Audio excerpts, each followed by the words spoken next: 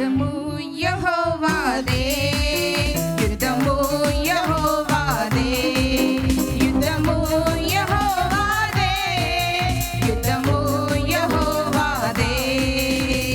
రాజులు మనకెవ్వరు లేరు, శూరులు మనకెవ్వరు లేరు, రాజులు మనకెవ్వరు లేరు, శూరులు మనకెవ్వరు లేరు. సైన్యములకు అధిపతి అయిన యెహోవా మన అండ. యుద్ధము యెహోవాదే, యుద్ధము యెహోవాదే, యుద్ధము యెహోవాదే, యుద్ధము యెహోవాదే.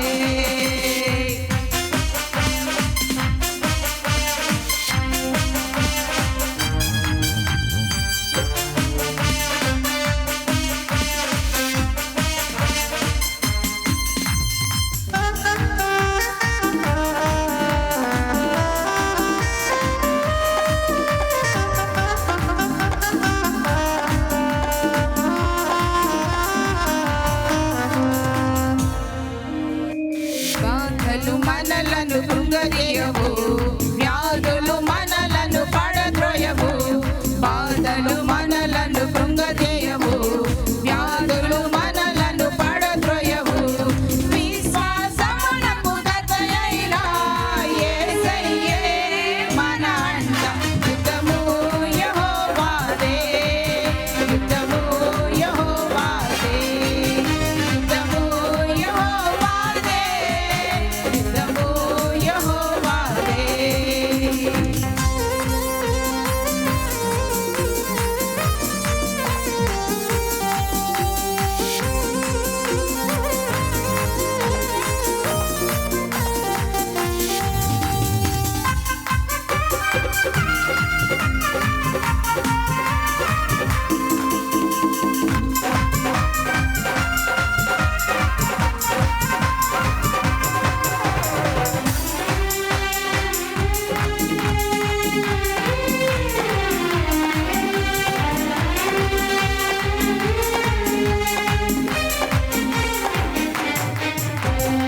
ఎరికో గోడలు ముందున్న ఎర్ర సముద్రము ఎదురైనా, ఎరికో గోడలు ముందున్న ఎర్ర సముద్రము ఎదురైనా, అద్భుత దేవుడు మనకుండా భయమేలా మనకింక. యుద్ధము యెహోవాదే, యుద్ధము యెహోవాదే, యుద్ధము యెహోవాదే, యుద్ధము యెహోవాదే.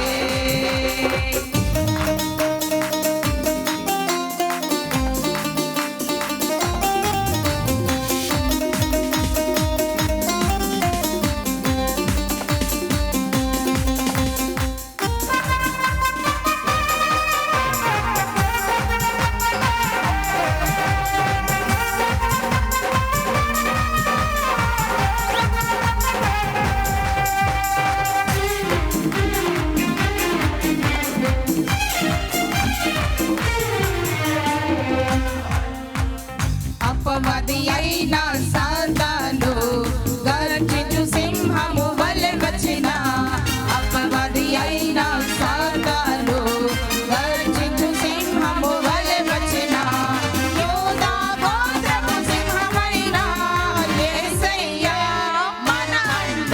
యుద్ధము యెహోవాదే, యుద్ధము యెహోవాదే, యుద్ధము యెహోవాదే, యుద్ధము యెహోవాదే. రాజులు మనకెవ్వరు లేరు, శూరులు మనకెవ్వరు లేరు, రాజులు మనకెవ్వరు లేరు, శూరులు మనకెవ్వరు లేరు. సైన్యములకు అధిపతి అయిన యెహోవా మన అండ.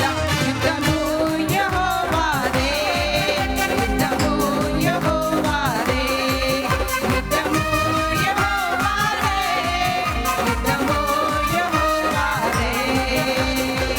ఈరోజు ఎక్కడ సేవ చేయాలో ఆ ప్రాంతానికి వచ్చిన సంవత్సరం, ఆ దినాల్లో జరిగిన అనుభవాలు కూడా మనం వినబోతున్నాం.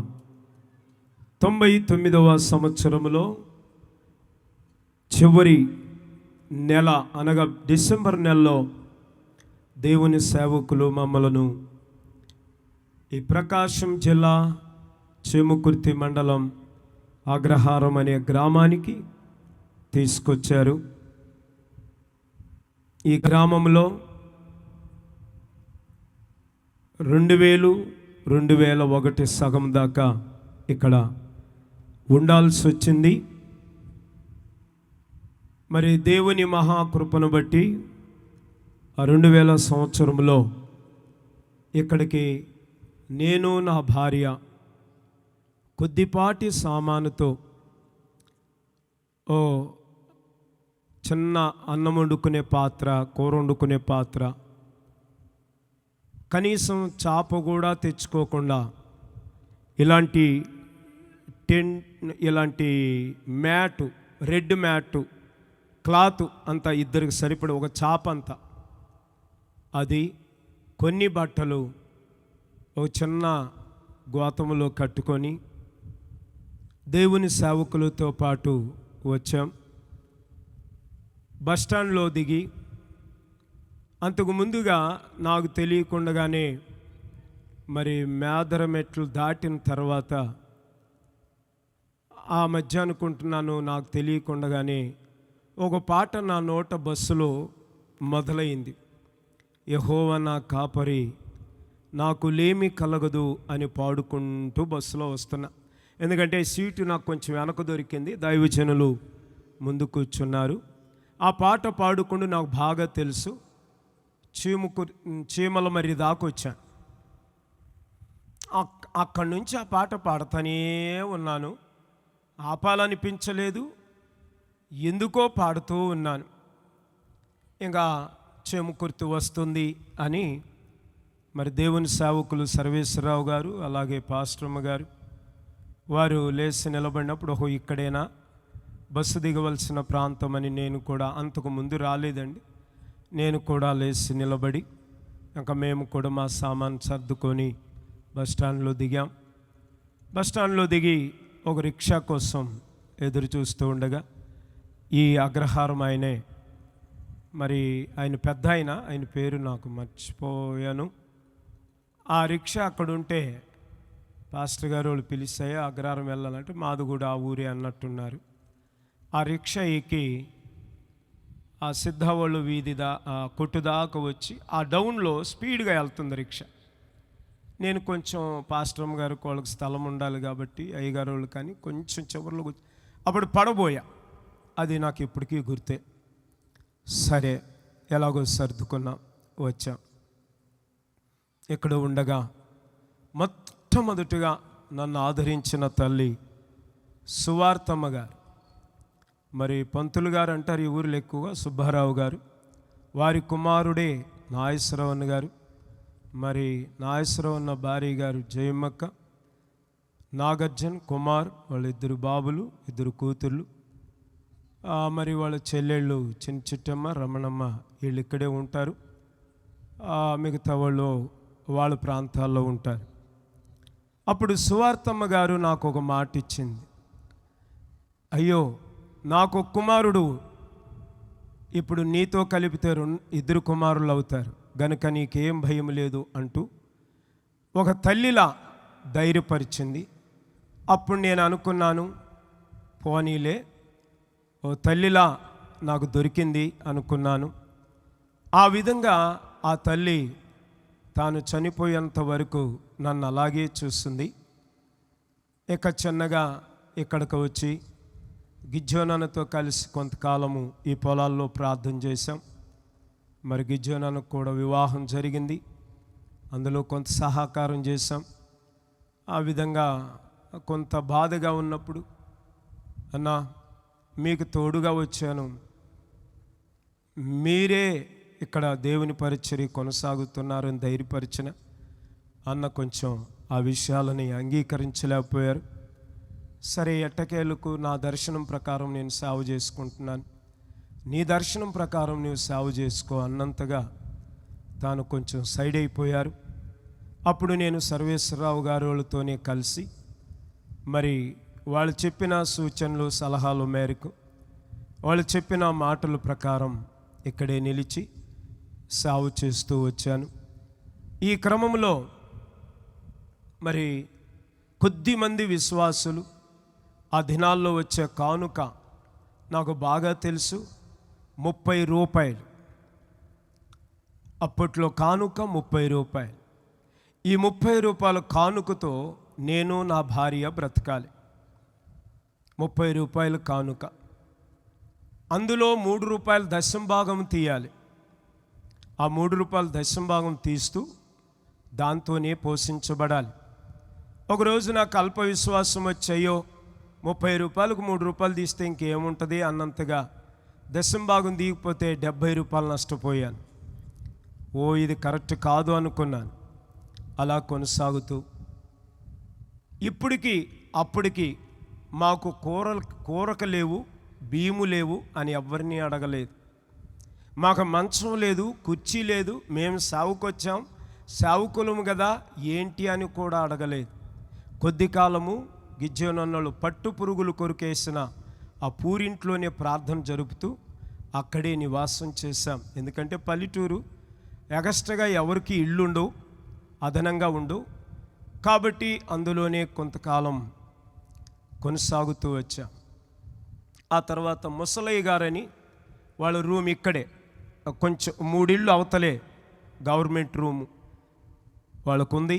అది ఖాళీగా ఉందంటే ఆ ముసలయ్య గారు ఆ రూమ్ ఇస్తే దానికి ఏమీ లేవు. ఓ చిన్న తలుపు పెట్టుకొని కనీసం కింద బండలు కూడా లేవు.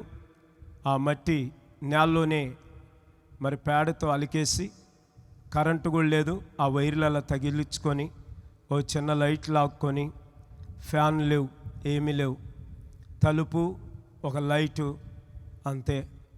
అక్కడే ఉండిపోయాం, ఎవరిని అడగలేదు. అందరూ బయట పండుకొని మంచాలు వేసుకొని ఫ్యాన్లు పెట్టుకుంటుంటే మేము బయట పండుకోలేక, అలాగే ఇంట్లో పండుకోలేక ఇలాంటి ఎండాకాలంలో ఇబ్బంది పడుతూ ప్రార్థన చేస్తూ వచ్చాం. ఎవరిని అడగలేదు. మీరు అనుకో సంఘం ఉంది కదా సహకరించలేదా అని. కాదండి, మేము అడగలేదు. మరి పోనీ వాళ్ళు ఏమైనా సహకరించారా అంటే వాళ్ళకి అంత ఇష్టం లేదు. ఏందో ఈ పిల్లోడేందో సేవేందో నిజంగా చేస్తాడంటావా? పైగా ఇతనేదో చదువుకోలేదంట, ఆమె కూడా ఏం చదువుకోలేదంట. ఈ మాత్రపోళ్ళు ఈ ప్రాంతంలో సేవ చేస్తారా అని వాళ్ళకి నమ్మకాలు లేవు. వాస్తవమే అది. ఎందుకంటే కొత్త దినాలు, నేనెవరో వాళ్ళకి పెద్దగా తెలియదు, వాళ్ళెవరో నాకు పెద్దగా తెలియదు. కొద్దిపాటి పరిచయాలే. నా భారము, నా దర్శనాలు ఇంకా వాళ్ళకి సరిగ్గా తెలియలేదు. కొందరు అంటున్నారు ఇలాంటి వాళ్ళు ఎంతకాలం చేస్తారు, ఎప్పుడో ఒకసారి పోతారని. సరే, అన్నీ వింటున్నాం. కానీ పంతులు గారు వాళ్ళకి ఈ పొలము, ఆ కింద ఒక పొలము, ఆ పొలము, ఇలా పొలాలు ఉన్నాయి. పంతులు గారు అప్పుడప్పుడు ఉదయాన్నే కర్ర పోటేసుకొని సొట్ట ఒకటి నోట్లో పెట్టుకొని వాళ్ళ ఇంటి దగ్గర నుంచి బయలుదేరుతూ ఆ రూమ్ దగ్గరికి వచ్చి, బాయ్ ఏం చేస్తున్నారు అనేవాడు. పంతులు గారంటే నాగేశ్వరరావు గారు నాన్న. ఏం చేస్తున్నారంటే, ఏం లేదు పెదనాన్న, అలా కూర్చున్నాం. ఏమి వండుకున్నారా? వండుకున్నాం పెదనాన్న. ఏం వండుకున్నారు? ఏదో ఒక కూర అంతే. ఆడు వండింది లేదు, పెట్టింది లేదు. మరి అట్లని ఈరోజు కూర లేదంటే ఇంటికి పోయి ఒక గిన్నె నిండు కూర తెస్తారు. మరి రేపు ఎవరు తెస్తారు? అందుకని ఇలా చెప్పదలుచుకోలేదు. నా దేవుడు నన్ను పిలిచుంటే ఆయన పోషిస్తాడు. ఏలియాను కాకులతో పోషించిన దేవుడు నన్ను పోషించడా అనే నమ్మకంతో ఎవ్వరికి ఏ సమస్యలు చెప్పుకోలేదు. ఈ విధంగా కాలం గడుపుతూ ఒకరోజు ఆ ముసలి ఇంట్లోనే సాయంకాల సమయంలో పరిస్థితులను బట్టి, ప్రభువా, అన్నదమ్ముల్ని, అక్కచెల్లెల్ని, బంధువులని, బలగాన్ని విడిచి, ఉన్న పొలాన్ని విడిచి ఒక రైతుగా కావలసిన నన్ను సేవకు పిలిచావు. ఈ మాత్రపు గ్రామానికా, ఈ మాత్రపు సేవకా? నేను ఇక్కడ చేయాల్సింది ఏముంది ప్రభువా? అని కన్నీళ్లు పెట్టుకొని ప్రార్థన చేస్తూ కూర్చున్నాం. ఆ రోజు దేవుడు ఓ దర్శనం చూపించాడు. చిమ్మ చీకటి అయిపోయింది, ఆకాశం నిశ్శబ్దమైపోయింది. ఏమాత్రం ఒక పిన్నిసబడిన సౌండ్ పైకి వస్తుంది, వినపడుతుంది. అలాంటి పరిస్థితుల్లో మత్తులో ఉన్నాను. ఆకాశము నుండి ఒక 2 చేతులు దిగి వచ్చినాయి. ఆకాశము నుండి 2 చేతులు దిగి వస్తున్నాయి. ఎవరివి అనంటే, నేను కళ్ళు ఎంత పెద్దగా చేసి చూసినా నాకు కనపడిన చేతులు ఎంతవరకేనండి. పైనుండి దిగొచ్చి నేను చూడగలిగినంత ఆ స్థాయిలో లేదా ఆ ప్రదేశంలో ఆగిపోయి ఒక స్వరం వినపడుతుంది. ఆకారం కనపడలేదు, చేతులు మాత్రమే కనపడ్డాయి. ఓ స్వరం వినపడుతుంది, ఇదిగో ఈ గ్రంథములో రాయబడిన సంగతులు చదువుము. యెషయా గ్రంథము 55వ అధ్యాయము 3వ వాక్యము నుండి 5వ వాక్యం వరకు చదువుము అన్నాడు. అప్పుడు నేను వెంటనే అన్నాను, ప్రభువా నాకు చదువు రాదు, నేను చదవలేను, మీరే చదివి చెప్పండి అయ్యా అన్నాను. ఎందుకంటే ఆకాశము నుండి వచ్చిన గ్రంథం అది ఏ భాషలో వచ్చిందో నాకు తెలియదు, నాకు చదువు లేదు. ఆ భాష నాకు అర్థం అవుతుందో అర్థం కాదో అని భయపడి ఆ మాట చెప్పాను. అప్పుడు దేవుడే నాతో స్పష్టంగా మాట్లాడాడు. చెవి యొగ్గి నా ఎద్దుకు రండి, నేను మీకు చెప్పే సంగతులు ఆలకించండి. దావీదుకు చూపిన శాశ్వత కృపను నేను మీకు చూపుతున్నాను. నిన్నెరగని జనాలు నీ దగ్గరికి వస్తారు, నీవెరగని జనాలు నీవు పిలుస్తావు.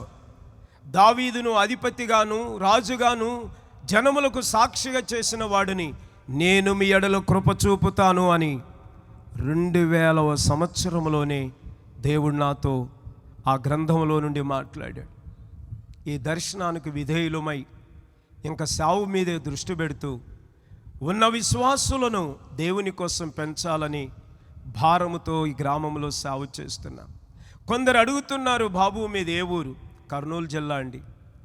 ఎందుకు వచ్చావు ఇక్కడికి? సాగు చేయటానికి. ఏం సాగు చేస్తావేడా? అదే యేసు ప్రభుని గురించి చెప్తున్నాం. పోనీ మీకు పొలాలు ఉన్నాయా? ఉన్నాయండి. పిల్లలంతమంది? చూస్తున్నారు కదండి, మేమిద్దరమే. ఇదో పెద్ద ప్రశ్న.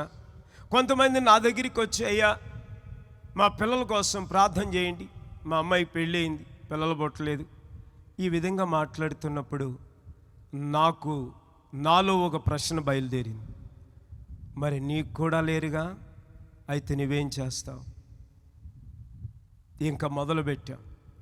పెళ్ళైన తర్వాత ఒక గర్భం వచ్చింది. అది 3వ నెలలో గర్భం పోయింది.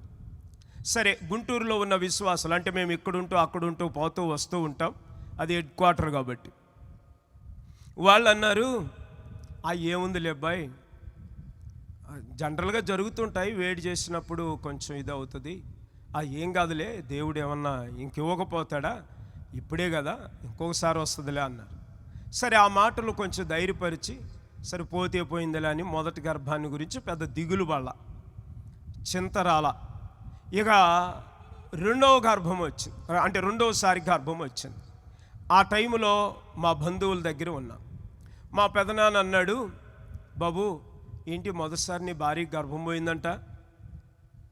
ఆడు ఎవరు పట్టించుకుంటారా, నువ్వేదో సేవ అని పోయావు, నా దగ్గరికి రా, నేను మంచి డాక్టర్ ఉన్నాడు చూపిస్తానన్నాడు.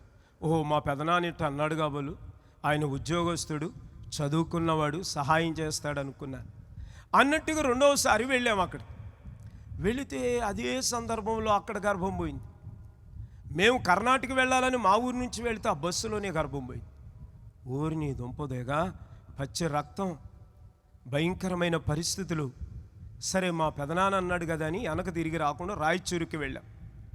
పెదనాన్న, ఈ ఊరికి రావటానికి బయలుదేరితే మాధవరం దాటి గిలికెస్సూగురు దాటాం, గర్భం పోయింది పెదనాన్న. మరి డాక్టర్ గారు ఉన్నారన్నావు కదా, వెళదామా అంటే, ఊరి అవునా, అంత పని అయిందా, ఇది 2వసారి కూడా పోయిందా అన్నాడు. అంతకుముందు పెద్ద వాగ్దానాలు చేశాడు. నేనున్నాను కదా, అసలు ఎందుకు పోయావు నువ్వు అంత దూరం?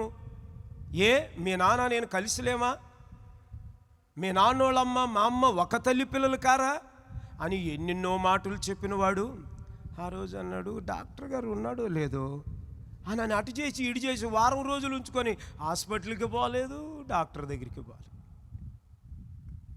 ఇదే కదా మనుషులు నమ్మకత్వం అనుకొని కొద్ది కాలానికి మరలా తిరిగి వచ్చాం. ఇక ఉన్నట్టుండి మూడవసారి మరలా గుంటూరులో గర్భం పోయింది. సర్వేశ్వరరావు గారు తిట్టారండి, మామూలు తిట్టడం కాదు. రేయ్, నీ శాపం ఇంకా పోలేదురా, 3 సార్లు ఎవరికైనా గర్భం పోతుందా? నువ్వు ఒక శాపగ్రస్తుడివి, నువ్వు ఒక విగ్రహారాధికుడివి, నువ్వు సరిగ్గా పశ్చాత్తాపడలేదు, మారు మనసు పొందలేదు, ఏదో చావని భ్రమపడి వచ్చావు. అసలు నువ్వు మారు మనసే పొందితే ఇదెందుకు జరుగుతుంది అన్నట్టుగా గద్దించినప్పుడు ఆ రోజు చాలా దిగులుతో విచారంతో కుగ్లర్స్ హాస్పిటల్ అని మిషన్ హాస్పిటల్ ఉంది గుంటూరులో, అందులో చేర్చారు. అది పైన హాస్పిటల్ అంతా ఖాళీ, కింద మాత్రం కొద్దిపాటి పేషెంట్లు వస్తూ పోతూ ఉంటారు. ఆ మాటలకి బాధకి తట్టుకోలేక ఒకవైపు 3 సార్లు నా భార్య గర్భం పోవటం ఏంటి, పాస్టర్ గారు ఇలా మాట్లాడటం ఏంటి, అయితే నా శాపమే పోనప్పుడు యేసు ప్రభుని నేనెందుకు నమ్మాలి, ఆయన సేవ నేనెందుకు చేయాలి అని బాధపడుతున్న దినాల్లో ఆ గంట పైకెళ్ళి చాటును కూర్చొని ఏడ్చుకుంటూ ఇంకా ఇంటికి వెళ్ళిపోదామా, యేసు ప్రభు వద్దు, ఏమొద్దు, ఈ సేవ వద్దు, ఏమొద్దు, నాకే రక్షణ లేనప్పుడు, నా జీవితంలోనే అద్భుతాలు జరిగినప్పుడు నేనెందుకు సేవ చేయాలనుకుంటూ ఉన్నప్పుడు శరతన్న పాపం ఎంతైనా వాళ్ళ చెల్లెలు భర్తని కదా, వీడు ఎటుపోయాడో అని ఎత్తుక్కుంటూ వచ్చి ఆ పైన టేబుల్స్ అంతా బూజు పట్టి ఉన్నాయి, ఎవ్వరికీ కనపడకుండా ఆ చాటును కూర్చొని ఏడుస్తూ ఉంటే ఆ గొంతు గుర్తుబట్టి, ఆ సౌండ్ గుర్తుబట్టి చిన్నగా నా దగ్గరికి వచ్చాయి, జాన్ పాల్ ఎందుకు ఏడుస్తున్నావు?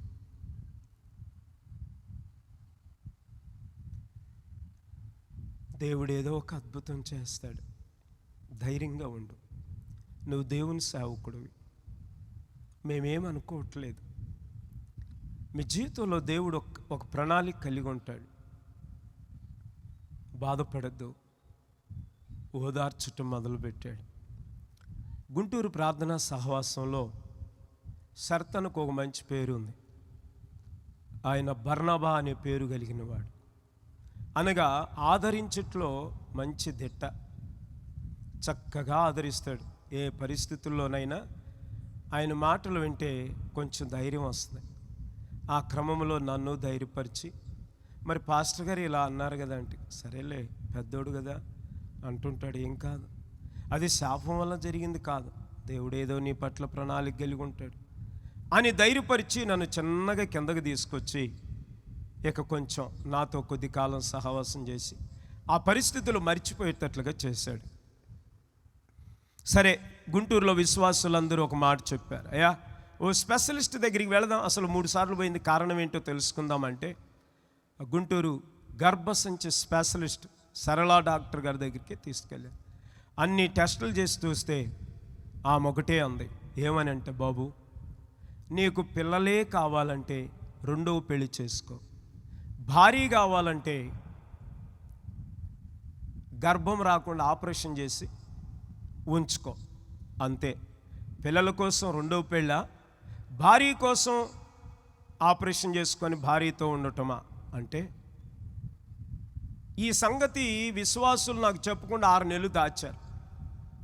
ఏంటి అంటగా, ఎందుకంటే ఈ సంగతులు చెప్తే అతను పారిపోతాడేమో, వదిలేసి వెళ్ళిపోతాడేమో, ఇప్పటికే 3 సార్లు ఇలా జరిగింది అని అనుకున్నారు. సరే మేము వచ్చాం సేవకు. 2 వాక్యాలను నేను పట్టుకున్నాను. ఆదికాండములో అవ్వని సృష్టించినప్పుడు గర్భసంచిని సృష్టించలేదా? కీర్తనల గ్రంథములో గర్భఫలము యెహోవా ఇచ్చే బహుమానము కాదా? ఆదికాండము 4వ అధ్యాయములో యెహోవా వలన గర్భము ధరించి తిని ఓ కుమారుణ్ణి సంపాదించుకుంటుని అన్నారు కదా. అయితే ఇదంతా దేవుని వలనే జరగాలి. ఈ 3 లేఖన భాగాల్లో పట్టుకొని ఇక్కడే ఈ ప్రాంతంలోనే, ఈ గ్రామంలోనే, ఆ గిజ్జోనుల ఆ పట్టు పురుగులకి వేసిన ఆ ప్లేసులోనే, లేదా అక్కడ మందిరంగా కొనసాగుతున్న అక్కడే ఒక మూలను కూర్చొని కన్నీళ్లు విడిచి అన్నపానాలు మానుకొని రోధించాం. ఒకటే నిర్ణయం తీసుకున్నాం, ఇక దేవుడే అద్భుతం చేయాలని. కన్నీళ్లు విడిచి మొరపెడుతూ ప్రార్థన చేస్తుండగా దేవుడు నాకు దర్శనం ఇచ్చాడు. ఒకరోజు దర్శనం వచ్చింది. అదేమిటంటే, నా ఫ్రెండు, నేను వాడు బాగా కలిసి ఉంటాం. లచ్చుమారోళ్ళకి తెలుసు, చిన్నరాజు అని. ఇప్పుడున్నాడు కాదు, చచ్చిపోయినాడు. అంటే వాళ్ళు ఉన్నారు కాబట్టి చెప్తున్నా. ఆ దర్శనంలో వచ్చి నేను శారాని ఇప్పుడు ఎలా ఉందో ఆ దర్శనంలో కూడా అలాగే, అంటే వయసు చిన్నది, చిన్న అమ్మాయి, చేయి పట్టుకొని అక్కడి నుంచి వస్తున్నా. ఆ చర్చి దగ్గర నుంచి, అంటే ఇక్కడ కదా మేము ఉంటుంది, అక్కడికి వస్తున్నా. ఈ దారిలో వాడు ఎదురయ్యి దర్శనంలో అంటాడు, రే ఎవర్రా ఈ అమ్మాయి? నీకు పిల్లలు పుట్టరని డాక్టర్ గారు చెప్పారుగా, ఎవరి అమ్మాయి అన్నాను. అప్పుడు నేను అన్నాను, రే దేవుడు నాకు అమ్మాయిని ఇచ్చాడురా, నీకు తెలీదా? అదేంటి ఎప్పుడు? అసలు పుట్టరంటివి కదరా. దర్శనంలో మాట్లాడుకుంటున్నాను, అంటే మన స్నేహితులం కాబట్టి అలా మాట్లాడు. ప్రార్థనలో మోకాళ్ళ మీదే ఉన్నానండి, నిద్రపోయేటప్పుడు సంగతి కాదు. ప్రార్థన చేస్తున్నప్పుడు మోకాళ్ళ మీద ఉండే ఇవన్నీ జరిగిపోతున్నాయి. కొద్దిసేపటికి నాకేదో, ఏంటి ఇప్పటిదాకా ఏం జరిగింది, వాడు రావటం ఏంటి, నేను అమ్మాయిని పట్టుకొని వెళ్ళటం ఏంటి, ఏం జరిగింది అని ఆలోచిస్తూ కాసేపు కూర్చునగా, ఏమో దేవుడు నాకు మొదట అమ్మాయిని ఇస్తాడు కదా అని ప్రార్థన చేసి స్తుతిస్తూ వస్తూ ఉండగా 6 నెలల తర్వాత అమ్మాయి గర్భంలో పడింది. ఇంకా దేవుడు ఆ అమ్మాయిని ఇచ్చాడు. కానీ విచిత్రమైన విషయం ఏంటంటే, కొన్ని వాతావరణ సంబంధమైన అలవాట్లు చూస్తే గనక నమ్మవన్నట్టుగా గుంటూరు గవర్నమెంట్ హాస్పిటల్లో నా భార్య నిండు గర్భిణితో ఉన్నప్పుడు వాళ్ళ అమ్మకు బాగలేదు. ఇటు గుంటూరులో సంఘములో ఉన్న విశ్వాసులు, వాళ్ళ కూడా అంత బాధ్యత ఏముంది. మా బావగారు ఆదరణ పుత్రుడు, ఆయన మాటల పుత్రుడే కానీ క్రియలు పుత్రుడు కాడు.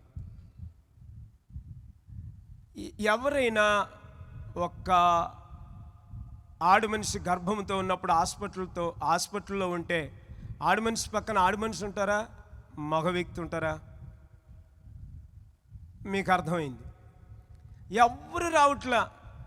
అబ్బో, సర్తన్న భార్య రేఖమ్మ గారు ఓ పెద్ద బ్యాగ్ ఒకటి తగిలించుకొని టీచర్లా గట్టొచ్చి, ఏందన్నా ఎట్టుందో అక్కకి, నువ్వే అడగమ్మా ఎట్టుందో అని నేను చెప్పటం.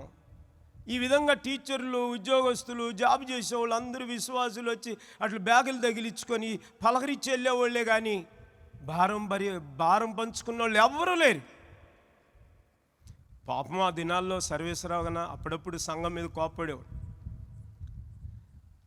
వాడు ఎక్కడి నుంచో వచ్చాడని మీకు ఇంత తేలిగ్గా, కనీసం వాడు ఒంటరిగా అక్కడ భార్య దగ్గర ఉంటుంటే ఏ ఆడ మనిషి అయినా ఉండొచ్చు కదా అని అంటూ ఉంటే ఎవరికీ దయా కనికరం లేదు. అందరూ మాటలు చెప్పేవాళ్ళే. కానీ డెలివరీ అయ్యే రోజులు దగ్గర పడ్డాయి. ఒక్కొక్క నర్సు వచ్చేది, ఒక్కొక్క డ్యూటీ వాళ్ళది. ఏ అబ్బాయి, ఏంటయ్యా కామన్ సెన్స్ లేదా నీకు? ఇక్కడ లేడీస్ వార్డు ఇది, ఎవరు ఎప్పుడు కంటారో తెలీదు, నువ్వెవడు ఇక్కడ ఉన్నావు, వెళ్ళిపో అని ఆమె తిడితే, అమ్మా నా భార్య లోపల ఉంది అక్కడే. ఎవరిని భార్య? పలానిట్ల పేషెంట్ అమ్మా, పలానిట్ల బెడ్, పలానిట్ల రూమ్ నెంబర్, పలానిట్ల బెడ్ నెంబరు. ఏమయ్యా, ఏం దిక్కు లేదా నీకు? అవునమ్మా, ఎవరూ లేరా? ఏం మీ అమ్మ నాన్న ఏమయ్యారు? వాళ్ళు అక్కడెక్కడో మంత్రాలయంలో దగ్గరున్నారమ్మా. మరి వాళ్ళ తరపున ఎవరు లేరా? వాళ్ళకు కూడా ఎవరు లేరమ్మా. మా మామయ్య గారు ఉన్నారు, మా అత్తమ్మ గారు ఉంది, ఆమెకు బాలేక హాస్పిటల్లో ఉన్నారు. వాళ్ళ అన్నదమ్ములు లేరా? ఆడపిల్ల ఒక్కతేనమ్మా, మగపిల్లలు 2. ఇంక వాళ్ళున్నా నేనున్నా ఒకటే కదా. వచ్చిన నర్సుకంతా చెప్పుకోవాలి ఈ బాధలు, తిట్టిన ప్రతి నర్సుకు చెప్పుకోవాలి ఈ బాధలు. సరే, అమ్మగారు ఊరుకుంటారా? గర్భం ధరించిన వాళ్ళు మొత్తం పైకి ఇంకా కొద్దిసేపుకు రేపో మాపో కనబోతుందన్న ముందు బాత్రూమ్ పోవాలి అంటే అదే హాస్పిటల్లో బకెట్తో నీళ్లు నేను తీసుకెళ్ళాలి, అన్నీ చేయాలి, చీర కట్టించాలి, అన్నీ నా పనులే. ఆడోళ్ళ మధ్య అందరితో తిట్టించుకొని ఎవ్వరూ ఏ విశ్వాసులు సహాయం చేయలేదు. ఇక ఒకరోజు బాత్రూమ్కి వెళ్ళాలి అంది, సెలైన్ పెట్టారు. సరే అని ఒక చేతికున్న సెలైన్ని ఒక చేత్తో పట్టుకొని ఆమెను ఒక చేత్తో పట్టుకొని పోయి కూర్చోబెడితే అమ్మగారులు ఊరుకుంటారా? ఏం కదిలిచ్చిందో ఏమి లేదో ఆ సెలైన్లో నుంచి అది శరీరంలో పోవాల్సింది పోయి శరీరంలో నుంచి రక్తం పైకి ఎక్కింది. పోనీ ఎక్కితే ఎక్కని అని ఊరుకుంటుందా? నాకు వణుకు పడుతుంది, రక్తం చూస్తుంటే భయం వేస్తుంది. మరి ఇప్పుడు నేనేం చెయ్యాలా? నువ్వు భయపడితే నేనేం చేసేదమ్మా, నిన్ను బిడ్డ నేనే అనుభవిస్తుంది, కొంచెం ధైర్యంగా ఉండు అని మొత్తం పై బాత్రూంలోనే ఒక బాత్రూంలో ఇద్దరమే ఉన్నాం తలుపేసుకొని. సరే అటు చెప్పి ఇటు చెప్పి చేతులు పెట్టుకొని లాక్కొస్తుంటే ఒక ఆమె కనబోయే ఆమెని మాకెదురు తీసుకొచ్చి అలా పెట్టి కంటూ ఉంటే నేను ఇలా నిలబడితే ఏం చెప్పాలో వాళ్ళు తిట్టారమ్మా. రే బుద్ధిమాలినోడా, లేడీస్ వాటర్ ఇది ఇక్కడ కానపోతుంటే నువ్వెప్పుడు పోయావురా పనికి మాలినోడు అంటే, అది అమ్మగారిని అడిగండి అమ్మా. ఆమె తీసుకొచ్చింది, నేనేం చేసేది? ఆ ఒక్కతి బొమ్మ అంటే నన్ను తీసుకొచ్చి ఈ విధంగా ఇరికెత్తుందమ్మా అని సిగ్గు లేక చెప్పుకున్న రోజులవి. నేను ఒక మగ మనిషినేనా అన్నంత రోజులవి. అలాంటి కష్టాలు బాధలు అనుభవిస్తున్న దినాల్లో మొత్తం పైకి దేవుడు ఒక దినాన సాయంకాలం శారమ్మ గారు రానే వచ్చింది. డాక్టర్లు గారు వచ్చి ఆడపిల్ల పుట్టింది మీకంటే, ఆడపిల్ల ఎందుకు మగ పిల్లడైతే బాగుంటుంది. ఊరికో హాస్పిటల్లో ఎంతోమంది పుట్టుంటారు, ఏమైనా తేడా వచ్చిందేమో ఆడపిల్లనేమో మన పిల్ల దగ్గర పెట్టుకుని ఏమో చేశారని అది చాలక ఆ నమ్మకం కుదరక డాక్టర్ దగ్గరికి వెళ్ళి ఏమండి పలానిట్లా పేషెంట్కి ఆడపిల్ల పుట్టిందా మగపిల్లడు పుట్టి బలివుడే అంటే, ఆడపిల్ల పుడితే మగపిల్లడు అంటారా, మగపిల్లడు పుడితే ఆడపిల్ల అంటారా, ఎవడే నువ్వు అని వాళ్ళు కూడా కాస్త తిట్టించుకొని, అవును కదా దేవుడిని ఒకరు దర్శనం ఇచ్చాడు ఆడపిల్లని, ఆడపిల్లే పుట్టి ఉంటుంది అని అనుకొని మొత్తం పైకి అదొక చరిత్ర, సారా చరిత్ర చూడటానికి. ఎంతే కానీ హాస్పిటల్ అంతా గందరగోళం చేసింది. కేకలేస్తే హాస్పిటల్కి పోగయ్యేవాళ్ళు. ఏడవటమే అట్ట ఏడిసేది పాపం. ఏడవటంలో టాప్ మా సారా. మా జెరిమియా పొరపాటును కూడా ఏడవడం. అది వాళ్ళిద్దరికున్న తేడా. ఎందుకంటే తండ్రికి కాబట్టి ఈ బాధలని తెలుస్తాయి చెప్తున్నా. అందరూ నర్సులు వచ్చి ఎందుకో ఆ అమ్మాయిని ఎంతో ప్రేమతో పలకరిస్తూ అట్లాగా గుబ్బల మీద కొడుతూ ఇట్లా చేసేవాళ్ళు. ఎందుకో ఈ అమ్మాయిని చూస్తుంటే జాలేసింది, ఈ అమ్మాయిని చూస్తుంటే మాకు ఎందుకో ముద్దు వస్తుంది, ఈ అమ్మాయిని చూస్తుంటే మేము ఎందుకో శ్రద్ధ తీసుకోవాలనిపిస్తుంది అనుకునేవాడు. దిక్కు లేని వాళ్ళకి మీరేనమ్మా దిక్కు అని చెప్పుకొని ఇంకా ఆ విధంగా అక్కడి నుంచి ఇక శారాని చిన్నగా పెంచుకుంటున్న దినాల్లో చిన్నగా ఇక చేముకుర్తిలో సేవ ప్రారంభించాం. ఇక్కడి నుంచి నడిచి వెళ్తా ఇదే గట్టు, అప్పుడు దారి లేదండి, కాలువ గట్టున, ఎందుకంటే నాతో సంఘస్థులు వచ్చి ఇట్లాగే కాలువ గట్టున వెళ్తూ ఆ సుబ్బారెడ్డి ఎదురు గుడిసెళ్ళ మధ్య సేవ ప్రారంభించాం. సేవ ప్రారంభిస్తే అక్కడ సత్యమన్నని ఉన్నారు, ఇక్కడే ఉన్నారు. ఆయన మొట్టమొదటి విశ్వాసి. ఇంకా ఆయనకు బాగలేకపోతే ఆయన కోసం ప్రార్థన చేసి వాక్యం చెప్పి 6 నెలలు ఆయన ఇంట్లోనే ప్రార్థన పెడుతూ వచ్చాం. ఆ తర్వాత ఉన్నట్టుండి మేము గుంటూరు వెళ్ళాం. ముసలయ్య గారు కొడుకు పెళ్ళి కుదిరిందట, ఇక రూము కావాలంట. మేమే ఒక తాళం వేసి వెళ్తే మేము గుంటూరు నుంచి వచ్చేసరికి వాళ్ళు ఇంకో 2వ తాళం వేశారు. ఊరి నాయన మా ఇంటికి ఎవరురా ఇంకొక తాళం వేసిందంటే వాళ్ళు. సరే ఏంటయ్యా ఇప్పుడు సంగతి అంటే, అర్జెంటుగా ఖాళీ చేయండి అన్నారు. ఇప్పుడు ఎక్కడ పోవాలి? అప్పటికే జెరిమియా కడుపులో ఉన్నాడు. ఇంకా చూడండి, ఎలమందమ్మ కొళ్ళి పొలము అదే సబుకుల తోట సరిగ్గా ఏదో వచ్చి వేశారు. ఎలమందమ్మకు పెద్ద ఆమెను అవ్వ అంటుంటాం అప్పుడప్పుడు, మా అవ్వ లాంటిది. అదే బైబిల్లో ఉన్న అవ్వ కూడా అట్లాగే ఉంటుంది. ఎలమందమ్మకి ఇక్కడే ఉండి ఉంటుంది ఎక్కడో. పాపం మా అక్కని అడిగితే, అయ్యో పాపం అవునయ్యా సరిలే నరకటం మేము కాదుగా, నువ్వే నరుక్కో అన్నట్టుగా ఆ పొలం చూపించింది. 4 కర్రలు నరుక్కొని అదే వాగులో జమ్ము కోసుకొని ఇక ఇల్లు వేయటం ప్రారంభించుకుంటే, గుంటలో ఆ పొలుగు తీసుకొని గుంట తవ్వుతుంటే అక్కడోళ్ళు వచ్చి సలహా చెప్తున్న, అబ్బాయి ఏంది నీ భార్య గర్భవతి అంటగా, గుంటలు తీయకూడదురా రే, గుంటలు ఎవడీడో దిక్కుమాలినాడు, గుంటలు తీయకూడదా భార్య గర్భంతో ఉన్నప్పుడు. మరి ఇప్పుడు ఏడుండాలమ్మా గుంటలు తీయకుండా? ఇల్లు వేసుకోవాలిగా, ఒక కర్ర బతుకోవాలంటే గుంట తీయాలిగా, మాకు అవన్నీ ఏమి లేవులే. ఇట్లాంటి మూర్ఖులు వినరులే, వాడు కర్మ అంటూ అందరూ తిట్టుకుంటూ. ఆ రోజుల్లో విశ్వాసులు పొరపాటును కూడా మట్టి తీయటానికి రాలేదు. మీరు ఇంతగా చూస్తున్నారు విచిత్రంగా. మనకెందుకు, ఆయన నిజమైన సేవకుడైతే ఆయనే కర్ర బతుకుంటాడు, ఆయనే గుంట తీసుకుంటాడు అన్నట్టుగా గుంట నక్కలు చూస్తాయి ఆ దూరం నుంచి.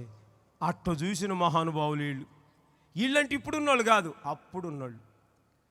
మరలా మీరు అట్టను బాధపడారు. ఇప్పుడు చూడండి ఎంత చక్కగా కూర్చున్నారు, ఎంత కలర్ బట్టలు వేసుకొని ఫోటోల్లో చూస్తుంటే, పాటలు పాడుతుంటే మీకు అనిపిస్తుంది, అబ్బా ఇట్లాంటి విశ్వాసులు దొరికితే దేశాన్ని మార్చమా అన్నట్టుకుంది కదా. నిజమే, అది వాస్తవం. అప్పుడున్నోళ్ళ సంగతి చెప్పా, ఇప్పుడున్నోళ్ళది కాదు. అర్థమవుతుందా? ఈ విధమైన బాధల్లో ఉండి ఇల్లు వేసుకొని ఇక మొదలు పెట్టామండి. చిన్న పూరిల్లు వేసుకొని ఆ పక్కన ఒక ముసలాం చేరింది. ఇక ఆమె తిట్టడం మొదలైంది. ఏందయ్యా ఈమె తిడుతుంది అంటే, ఆమె వ్యాపారం డౌన్ అయిపోయింది. అదేం వ్యాపారం? గొట్టాల వ్యాపారం కాదు, శనగముద్దుల వ్యాపారం కాదు, అట్లని ఈ గొర్రెలు పశువులు అమ్ముకునే వ్యాపారం కూడా కాదు, అది ఒళ్ళు అమ్ముకునే వ్యాపారం. మీకు అర్థమయ్యేట్టు. మాకేం తెలుసు అట్లాంటి వ్యాపారాలు? మేమే దిక్కు లేక అక్కడ ఇల్లు వేసుకొని ఇంట్లో కూర్చొని ఏడ్చుకుంటుంటే తిట్టుకొని తిడతా ఉంది. ఈ విధంగా తిట్టించుకొని ఇక విచిత్రమైన విషయం, అప్పుడు మాకు కరెంట్ లేదు, కృష్ణాలో బుడ్డి అలా కూర్చొని బుడ్డి అలా ముట్టించుకొని కూర్చొని ఆనందం ఉంటుంటే కాళ్ళ కింద నుంచి పాములు వచ్చాయి, కప్పలు వచ్చాయి, తేళ్ళు వచ్చాయి. ఉరి పామా అనేటి తీసేసి మరలా అటు సర్దుకొని అటు కూర్చొని మరలా అంత అన్నం తిని మళ్ళీ తర్వాత ఎట పండుకోవాలో ఆ ఇంట్లో పాము వచ్చిన తర్వాత. ఎందుకంటే ముందే కాలం ఉంది, అది పరిస్థితి. అయినా మరి చేము కుర్తులో ఉండి రెంటు కట్టుకునే పరిస్థితి లేదు అని ఆలోచించి ఈ విధంగా కొనసాగుతున్నా. ఇంకా మీకు తెలుసా, కృష్ణాయిలు బుడ్డు ముట్టించుకొని నిద్రపోతే ఫ్యాను లేదు, ఏమీ లేదు, కరెంట్ లేదు. తెల్లారేసరికి 10 ఊర్లు దోసుకొచ్చిన దొంగల్లాగా ఉండేవాళ్ళం మేము. అర్థమవుతుందా? ఎందుకంటే మొఖాలంతా మసిపూసి ఉన్నాయి. ఇదేంద్ర ఏమైందని అంటే, ఆ కృష్ణాయిలో అయిపోయి ఆ ఒత్తికొస్త నుసుగట్టి అది మండక పొగొచ్చి ఆ పొగంతా మా ముక్కుల్లోకి వెళ్ళి మొఖాలంతా డేవిడ్ అన్న కంటే దారుణంగా తయారైంది. ఓరి బాబు, ఇది ఎక్కడ న్యాయం అనుకున్నాను.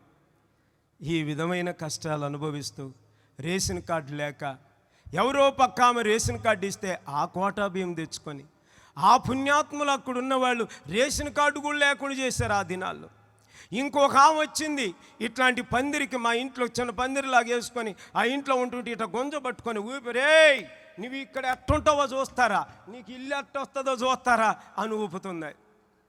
ఊరు బాబు, యేసుప్రభు అన్నాడు, నక్కలకు బొరియలు ఉన్నాయి, ఆకాశ పక్షులకు గూళ్ళు ఉన్నాయి, నాకు స్థలం లేదన్నట్టు ఈ కొంచెం ఉంటే దీన్ని కూడా ఊపుతున్నారు ఏంది తల్లి. ఇక టౌన్లో నేను ఉండలేనమ్మా అంటే నువ్వు ఎట్టుంటావో చూస్తారా అంది.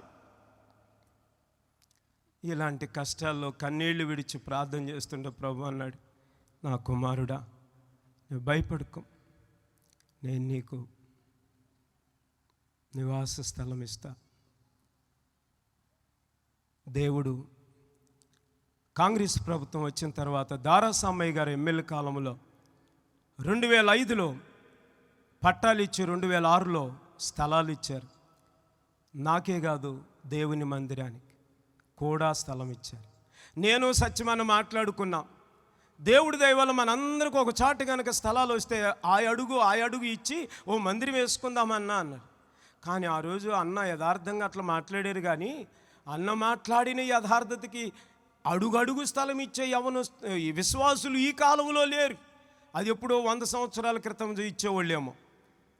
దేవుడు అది ఎరిగి, అరే ఎవరిస్తారా నాయన, బలివుళ్ళగా ఉన్నావు, ప్లాటే ఇస్తాలా అన్న. ప్లాటే ఇస్తే అగ్రహారానికి ప్రార్థనకు వస్తే తెల్లారేసరికి అక్కడ ఒక గుడిసె పడింది. ఇదేందమ్మా, ఎవరమ్మా ఇక్కడ వేసింది, ఇది మందిరం స్థలం అంటే, ఎవడరా నువ్వు మందిరమా ఇంకోటా, నీవెక్కడి నుంచో వచ్చినోడు ఇంటికోటి మందిరానికోటి అని ఆమె జోపిడేసుకొని ఈ స్థలం నాది అంటుంది. ఎంఆర్ఓ గారి దగ్గరికి వెళ్ళి 2 చేతులు వేసి, సార్ నాకు స్థలం లేదు, మందిరం లేదు, ఏమీ లేదండి, మరొక ఆమె ఇల్లు వేసుకుందంటే ఆయన పోలీస్ స్టేషన్కి ఫోన్ చేసి సర్వేర్ని తీసుకెళ్ళి వాళ్ళెవరినో ఖాళీ చేయించమన్నాడు. ఆ రోజుల్లో ఎవరో తెలియదు. ఇలాంటి కార్యాలు మా జీవితంలో జరుగుతూ వస్తున్నాయి.